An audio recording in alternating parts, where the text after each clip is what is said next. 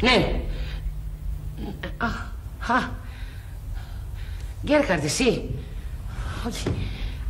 Όχι, δεν περίμενα. Καλά είμαι. Μόλις ετοιμαζόμουν να πάω για ύπνο.